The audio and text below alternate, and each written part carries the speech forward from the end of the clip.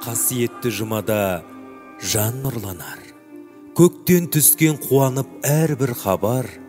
Өткен күндер өзіме түсінікті, белден асып, белгілі алдым барар. Көппен бірге сәждетіп бір Аллаға, жүрегіме өтеді Құрандана.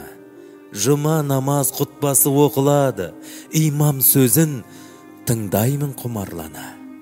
Бүгін жұма, бас иіп құбылаға, сап түзеп жұрт, бірі қарт бірі бала. Адам ата ұрпағы бәрі бірдей, қоңыр мейлі, ақ сары түрі қара. Арман алыс, сонау көк жиектегі, қандай ғажап Аллахтың сыйеткені. Жерге түсер шуағы жұмақтың, дұрыс талса пенденің ниеттері.